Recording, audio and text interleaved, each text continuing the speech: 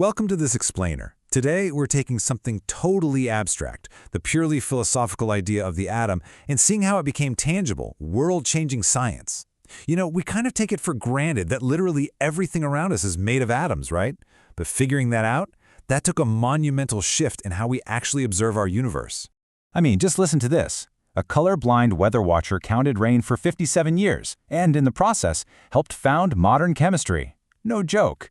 It sounds like the setup for a quirky historical novel, but it's the absolute truth of how the foundation of chemistry, as we know it, was built.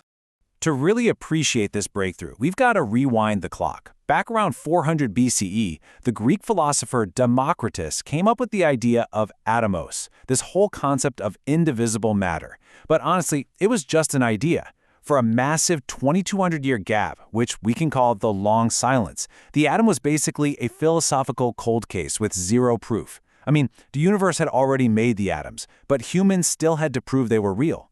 The missing link was figuring out how to turn pure philosophy into hard data, and that turning point finally hit in 1808. So the guy who finally cracked the case was John Dalton. He was this self-taught Quaker teacher with a rather unusual quirk. He essentially acted as his own one-man weather bureau, logging the weather conditions almost every single day for 57 years. Just incredible patient observation as a daily habit.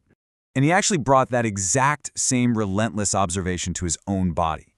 See, Dalton was colorblind. He studied his own conditions so meticulously and with such intense scientific rigor that even today, in many parts of the world, colorblindness still bears his name, Daltonism. To put the sheer scale of his dedication into perspective, try wrapping your head around this number. 200,000.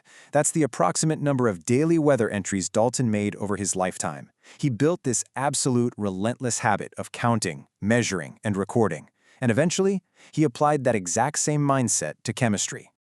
Well, this obsession with patterns led directly to his 1808 atomic theory. He laid down 4 beautifully simple rules that finally gave the invisible atom a measurable framework. He stated that atoms are indivisible, they're identical within specific elements, they combine in whole number ratios, and during chemical reactions, they don't get destroyed, they just simply reshuffle. And the beautiful part is, Dalton wasn't just guessing here. The evidence was right there in the math. Take carbon monoxide versus carbon dioxide, for example. You're looking at a clean 1-to-1 ratio versus a 1-to-2 ratio. You literally never get 1.5 oxygens. By proving this, he showed that matter absolutely must come in discrete, countable packets, because whole numbers, they just don't lie. By finally giving atoms a measurable mass, Dalton essentially launched the great element hunt. He created the very first atomic weight scoreboard. And this meant that missing masses literally became wanted posters for unknown elements. It turned what was basically fumbling guesswork into a highly organized mathematical manhunt. This systemic tracking was so incredibly powerful that later chemists could use it to almost look into the future. Dmitri Mendeleev, when he was building toward the periodic table, could literally spot the gaps in these mathematical patterns. Thanks to the foundation Dalton laid, Mendeleev was able to accurately predict the existence and properties of missing elements, like gallium and germanium, way before they were ever physically discovered in a lab. Absolutely wild. Now, this shift brilliantly illustrates the acceleration of discovery. Dalton's original picture symbols were, pretty to look at, but they were notoriously hard to print. So when the Swedish chemist Berzelius introduced simple letters like H for hydrogen, O for oxygen, C for carbon, he gave chemists a global alphabet.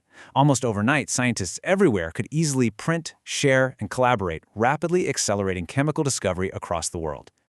Okay. So now that atoms were classified and countable, the next big frontier was understanding how they actually interact with each other.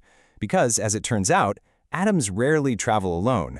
They much prefer to link up, sharing their electrons to form what we call covalent bonds. But here's the catch, that sharing is almost never perfectly equal. We call this unequal sharing electronegativity.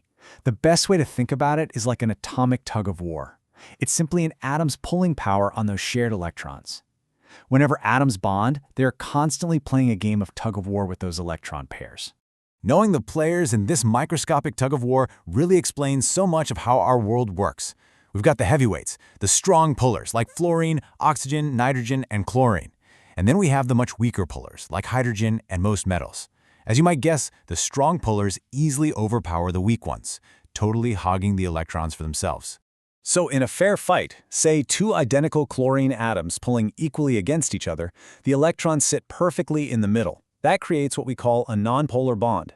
But if you introduce an unequal tug, like a strong chlorine bullying a weak hydrogen, you get a polar bond, which creates slightly positive and negative poles.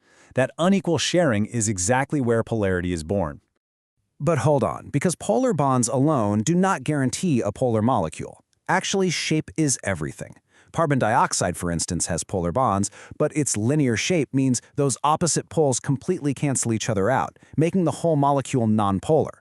Water, on the other hand, has a bent shape, so the oxygen's pull doesn't cancel out. The forces actually add up, leaving water highly polar.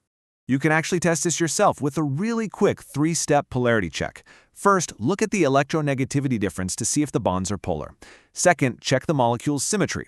Third, decide if the structural poles cancel out, it's nonpolar. If they remain, it's polar. Armed with that logic, you can figure out exactly how pretty much any molecule will behave.